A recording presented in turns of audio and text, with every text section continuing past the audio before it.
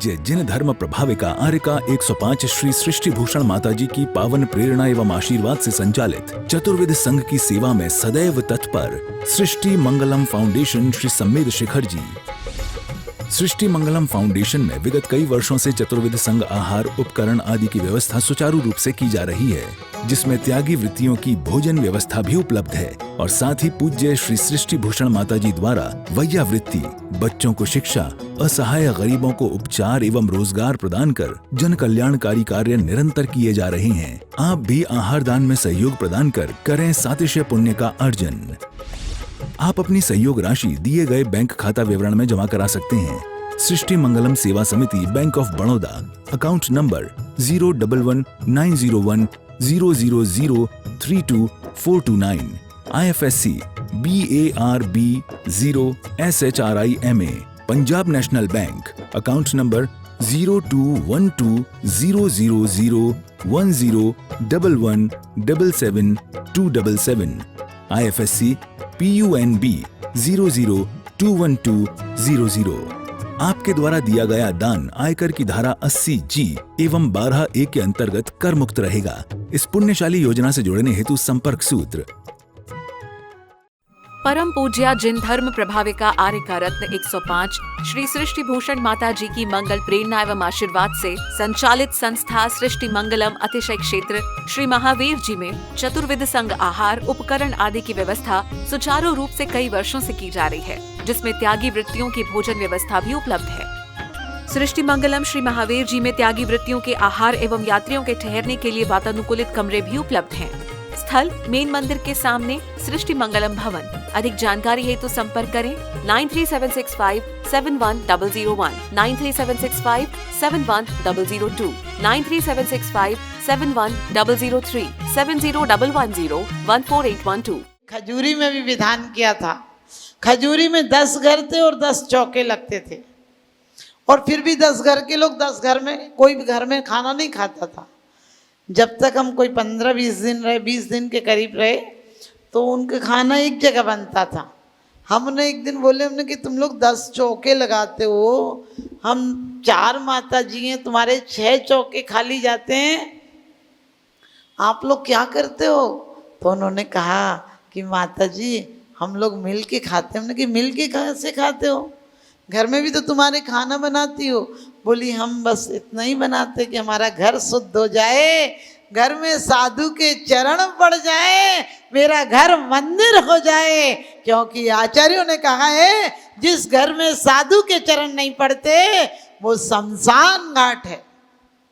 ध्यान रखना, आप लोगों की बहुत अच्छी भावना रहती है कि यहीं पर लगा लो, एक जगह लगा लो, लेकिन आपका घर धन्य कब होगा? तुम कब धर्मात्मा बन पाओगे?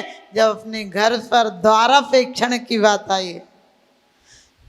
और सबसे बड़ी बात, हम लोग भी उधर, क्योंकि अच्छा मौसम होता था, लेकिन जो बताए कि उस गांव में बहुत, एक गांव तो बहुत गरीब ही था।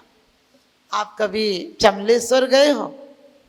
चमलेश्वर के बाद वो गांव पड़ता था, जिसको बताया कि 6 घर थे वहाँ पर। वो लोग बहुत, खजूरी में तो अच्छे लोग थे, ऐसी बात नहीं है, लेकिन उन दोनों जगह आप बताइए, वो कहते थे कि हमको पैसे थोड़ी लगते खाना बनाने में, हम लोग औरतें खाना बनाती है। कुछ लोग जो चौके में नहीं जाते हैं, वो हम यहाँ पर दाल बाटी बनाते हैं धर्मशाला में, और हम सब मिलकर यहाँ खाना बना लेते हैं। जब तक चौके में आपका आहार होता है, फिर सब चौके से जो भी दाल बची, चावल बचा, फ्रूट कुछ थोड़ा बहुत जो भी रहा, इतने ऐसे चौके नहीं लगते जो फल इतने सारे बेचारे गांव के लोग कहाँ से लाएंगे।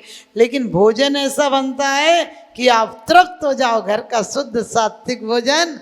तो मैंने कहा फिर भी भाभी, तो कहने लगी नहीं, मेरा पति दिन भर में 100 रुपये तो कमा लेता है। ध्यान रखना, अब दिल पर बात समझना कि ये सार्थक जिंदगी है। उन्होंने कहा 100 रुपये तो कमा लेते हैं वो, आप हमको गरीब क्यों समझते हो? हमने कहा फिर भी भाभी क्या होता है 100 रुपये में? तो वो बोली कि नहीं, हमारे बच्चे सरकारी स्कूल में पढ़ते हैं, हमारे यहाँ गाय है तो हमारे यहाँ ईंधन फ्री है। समझना उनकी सोच। उन्होंने कहा गाय है तो ईंधन फ्री है, गाय है तो घी फ्री है हमारे यहाँ, और हम थोड़ा बहुत गेहूँ इतना मंगा लेते हैं साल में, और थोड़ी सी खेती है तो उसमें से भी आ जाता है। हम गरीब नहीं हैं। आप ध्यान रखना कि मन अच्छा हो तो गरीब नहीं कहलाते। बाद में वो लोग हमसे कहने लगे कि माता जी कुछ, हमने कहा नहीं, हमें आपके यहाँ विधान हुआ है, आपके यहाँ जो भी कुछ बचा है आप अपनी धर्मशाला में लगा दीजिए। क्योंकि छोटी सी धर्मशाला थी, कभी साल में 10-20 हज़ार रुपया जुड़ पाता है, कोई उछाव जरूर करते हैं। ऐसे ही कितने गांव पड़े, चांदसैन में 2 घर थे, वो हमें बुलाने आते थे, हम कहते थे आपके यहाँ नहीं जाएंगे, क्योंकि उनकी हालत देख के मुझे लगता था कि बहुत परेशान हो जाएंगे, मुझे बुलाएंगे। जब मुझे बुलाने आए तो बैंड भी भीलवाड़ा से बुला रखा था। 70 आदमी का तो बैंड में 70 आदमी थे। आप सोच सकते हैं, दिल इसे कहते हैं। हमने उनसे कहा, हमने कि तुमने क्यों बुला रखा? तो कहने लगे कि नहीं, आप लोग साधु तो कभी कभी आते हो। मैंने कहा तुम लोग 2 घर हो और वो भी धंधा तो है नहीं तुम्हारे पास ज़्यादा। तो कहने लगे हमारे लोग जो बाहर रहते हैं ना, हम जब भी आप लोगों को बुलाते हैं तो वो लोग आते हैं हमारे गांव में और बढ़िया सहयोग देते हैं। ध्यान रखना, ये है सिर्फ पत्थरों के मंदिर नहीं बना लेना, दिल के भी मंदिर बनाना, दिल को भी बड़ा बनाना। क्योंकि परमात्मा इन मंदिरों में नहीं आता है, परमात्मा दिलों के मंदिरों में आता है। और एक नहीं, ऐसे कई गांव हैं, इटरिया गांव है। तो वो लोग हमें बुलाने आते थे चापानेरी में, हम उनको मना कर देते थे। लेकिन एक दिन, चापानेरी बहुत अच्छी जगह है, आप लोग कहते चमत्कार नहीं होते, मेरी जगह देखने के लिए वो लोग गए थे, गुलाबपुरा के भैया लोग। और वहाँ पर बहुत सुंदर वेदी है, 3 वेदियाँ हैं। तो एक व्यक्ति गंदोदक के लिए आए, जैसे आप कहीं से आए और बोले कौन व्यक्ति है। एक व्यक्ति वहीं के भागचंद भाई साहब वहीं के अभिषेक करते थे। एक बाहर से जो जगह देखने गए थे वो गए और वो दोनों अभिषेक कर रहे थे। एक आदमी रोज ही आता था वो गंदोदक लेने, 8 दिन से वो गंदोदक लेने के लिए आया। तो गुलाबपुरा वालों ने पूछा कि ये कौन है? उसने कहा कि अभी पूछ के बताते हैं, 8 दिन से आ रहा है। जैसे उनने बोला बाहर पूछ के बताऊंला, अभी पूछ के बताऊंला, इतने में तो सोचो वो कहते माता जी मैंने सिर्फ इतना कहा था बाहर पूछ के बताऊंला, कि अभी पूछ के बताऊंगा। बोले इतने देर में तो वो वहाँ दिखा, आप समझ गए, सामने बाहर गेट के बाहर। बोले वो चल के नहीं गया, यहाँ खड़ा था वहाँ दिखा। अब आप सोचो ऐसा होगा तो फिर आपको प्रक्षाल में मन लगेगा क्या? यदि कोई यहाँ खड़ा हो और आपको वहाँ दिख जाए, चल के नहीं जाए, तो कितनी दहशत बढ़ जाएगी। वो कहने लगे हमने उसे छोड़कर, प्रतिमाओं का प्रक्षाल छोड़कर हम भागे उसके पीछे।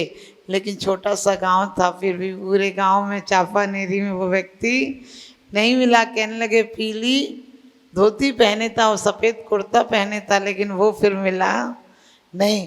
तो आप लोगों को क्यों बताया ये सब कि उस गांव में हम गए तो एक घर था, उनने मिट्टी की हवेली में हमें रोका था, क्योंकि उनका एक ही मकान है, बरामदेदार मकान है, उस बरामदों में कमरे हैं, बीच में आंगन है।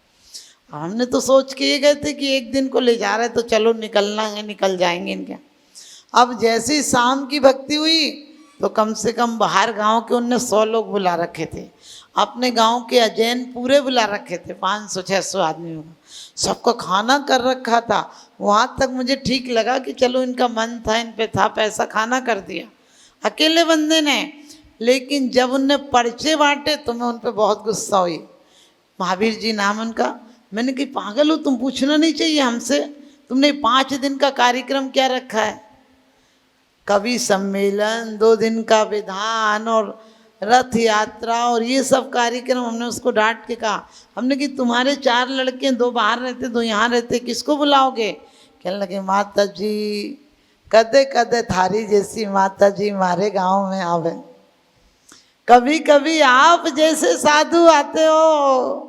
और आपको पता होगा मुझे ताज, उन्हें मंदिर भी बना रखा, छोटा सा मंदिर उनका अपनी तरफ से ही बना रखा। और रोज कम से कम 400 से 500 आदमी आया कार्यक्रम में। उन्होंने रथ यात्रा ऐसी निकाली कि शायद 10,000 घर की समाज नहीं निकाल सकती है। पूरे गांव में 7 बैंड बुलवाए उन्होंने, और इतना जोरदार कार्यक्रम रखा। और आपको पता होगा जब वहाँ से हम चमलेसर गए तो 1 महीना चौका लगाया। वो घर के कमरे के बाहर ही बैठे रहते थे, मारी माता जी, मारी माता जी, मारी माता जी। हम उनसे बोलते थे इतनी माला तुम भगवान की फेरो तो तुम मोक्ष चले जाओ। तो कहते थे माता जी कभी कभी आप लोगों से ऐसा जुड़ने का मौका मिलता है। एक दिन हमने उनसे बोला कि तुम ऐसा क्यों करते हो, तुमने इतना बड़ा कार्यक्रम क्यों रखा। तो कहने लगे माता जी अजेणा का तो घड़ा बड़ा बड़ा कार्यक्रम होवे, मारा जैन का भी तो कोई समझे कि मारा साधु आवे तो कदई कदे मैं भी कार्यक्रम करांगा। माने कभी कभी साधु आते हैं तो हम भी बड़े कार्यक्रम करेंगे। और सच्चाई यही है, पत्थरों के मकान तो मंदिर यहीं खड़े रह जाएंगे। तुम्हारी जो जन प्रभावना होगी वो तुम्हारी आने वाली पीढ़ियों को भी याद रहेगी। तो आप सब बहुत अच्छी बात है 10 लक्षणों में अपने अपने मंदिरों में पूजा करते हैं, लेकिन इस बार सोचना है कि साधु की संगति में भी पूजन भी। और सबसे बड़ी बात है यदि पुरुष वर्ग भी चाहेगा और महिलाएं चाहेंगी, क्योंकि आज मैंने सिर्फ आपको प्रेरणा ये दी है, घर छोटा हो बड़ा हो नियम लेकर जाना। ये मत कहना इतनी सी जगह थी तो काय को लगाया चौका, ये बिल्कुल मत बोलना, भूल से मत बोलना। तीव्र अंतराय का बंद होता है कि यदि आपने किसी के घर पर मात्र दाल रोटी बनी हो तो भी ये मत कहना क्यों ये चीज जूस नहीं बनाया। कभी भूल से मत कहना। आचार्य तो कहते हैं तुम्हारे यहाँ कुछ नहीं हो तो बोले आपको पता है कोदो के दाने उड़द भी दे दिए थे। महावीर स्वामी को तो 56 प्रकार के व्यंजनों का स्वाद आ गया था। आप रिद्धियों में पढ़ते हैं कि मुनियों को ऐसी ऐसी रिद्धियां प्राप्त होती हैं कि यदि जहर भी हो तो अमृत हो जाए, पानी भी हो तो घी का स्वाद आ जाए। दिल से जो हो, घर छोटा हो या बड़ा हो, दिल बड़ा होना चाहिए।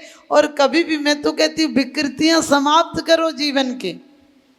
बोले इतने जूस तो लेती हैं माता जी, जरूर रखना। नहीं, बिल्कुल मत रखना, क्योंकि मैं हमेशा कहती हूँ साधुओं के लिए कैसा कहा है, गरिष्ठ भोजन नहीं देना, तला हुआ नहीं देना ज़्यादा, क्योंकि उनकी सामायिक बिगड़ जाएगी। लेकिन अपने भावों से बना हुआ शुद्ध भोजन जरूर देना। और ये मत सोचना कि अपनी व्यवस्था समाज की है, समाज क्या करेगी, अपनी अवस्था सुधारना है तो अपनी व्यवस्थाओं में परिवर्तन लाओ। राजा श्रेणिक को इसलिए कैद में मरना पड़ा, राजा श्रेणिक को सिर्फ इसलिए कैद पर मरना पड़ा कि उनका जो मित्र मंत्री का बेटा था, ये राजा के बेटे थे और उसने दीक्षा ले ली थी। इनने तो प्रेम बस कहा था कि मेरे घर चलो, उनने कहा था साधु ऐसे नहीं जाता। उन्होंने कहा द्वारापेक्षण, लोगों ने समझाया तुम भोजन आहार कराओगे तो आएंगे। उन्होंने सिर्फ प्रेम बस कहा था कि कोई और चौका मत लगाना, मेरा ही चौका, मेरे घर में आहार हो, इसलिए कि और किसी के घर चले गए तो। और पहली बार मासों मास मुनिराज थे, 1 महीने बाद 1 दिन को उठते थे। पहली बार आए तो राजा कोई दूत से बात करने व्यस्त हो गया, नहीं पढ़ा पाया, मुनिराज लौट गए। दूसरे महीने आए तो आग लग गई तो मुनिराज अंतराय करके लौट गए। तीसरी बार आए तो हाथी विचल गया। लेकिन तीसरे महीने बाद जब लौट रहे थे तो लोगों ने ये कह दिया कि राजा बड़ा दुष्ट है, ना तो खुद देता है ना दूसरों को देने देता है। इतना सा विकल्प आया और गए तो देव में, क्योंकि विकल्प आया था, संक्लेश नहीं हुआ था। लेकिन फिर भी इतना तो विकल्प आ गया कि पहले भी मुझे मंत्री का बेटा में था तब भी मुझे नीचा दिखाता था, अब भी ऐसी भावना रखता है। देव में तो गए, लेकिन आप सबको पता आके वो मुनिराज कुणिक हुए जिन्होंने अंतराय डाला था। अच्छे भाव थे उनके, इसलिए राजा श्रेणिक हुए। लेकिन बेटे के द्वारा आखिरी टाइम में यातनाओं पूर्वक। और जिस दिन बेटा बचाने जा रहा था, लेकिन 6 डाला में कहा है अति संक्लेश भावते मरो, घोर शुभ्र सागर में पड़ो, नरक में जाना था। इसलिए बेटा उस दिन बचाने जा रहा था, लेकिन बाप के मन में आया रोज तो पीटता ही था, आज ना जाने क्या हाल करेगा, और घबरा के खड़े हुए और कील चुभी और मर गए। आप लोग भी इन सब बातों पर ध्यान रखना कि हमारे जीवन में किसी का तिरस्कार, किसी की निंदा, किसी की चुगली, किसी से कलह, किसी से ईर्षा भूल के नहीं करना। ये अकेले मुट्ठी भर चावल तुम्हें कहीं नहीं ले जाएंगे, लोटा भर पानी तुम्हें कहीं काम नहीं आएगा। लेकिन जीवन में जो सरल सहज दया परोपकार के लिए अच्छाइयाँ दिल में रखी होंगी, वो तुम्हारे जीवन में नहीं, तुम्हारे जीवन को महाजीवन बना देंगी। हमारा जीवन व्यर्थ है, लेकिन इसमें अर्थ उपलब्ध हमें करना है। जैसे कि आपको पता है टीवी तो है, टीवी को ऑन आपको करना पड़ेगा, और कौन सी स्टेशन लगाना, क्या देखना। आज तो गाड़ी से लेकर पेस्ट भी बिकता है, तो क्या औरत खड़ी होती है, तुम पेस्ट नहीं खरीदते हो, उस औरत को दिमाग में खरीद लाते हो। गाड़ी नहीं खरीदते हो, गाड़ी के पास एक सुंदर जो स्त्री का ऐड होता है उसे तुम खरीद लाते हो। समझ गए? आप इन्हें खरीद लाते हो। एक बार परिणाम के द्वारा परमात्मा को भी ले लो, देव सास गुरु के साथ दे दो, तो तुम वास्तव में सम्यक दृष्टि हो जाओगे। तुम्हारा जीवन यदि ज्ञान, वैराग और सेवा में चला जाएगा तो तुम्हारा जीवन सार्थक हो जाएगा। अपने जीवन को सार्थक बनाए, और कहते हैं अर्थ में नहीं परमार्थ में जाए, पदों में नहीं परम पद को पाए, और जीवन को नहीं जीवन को महाजीवन बनाए, और मृत्यु को निर्वाण बनाए। इन्हीं शुभभावनाओं के साथ आप सबका जीवन महाजीवन बने, मेरा यही शुभ आशीर्वाद।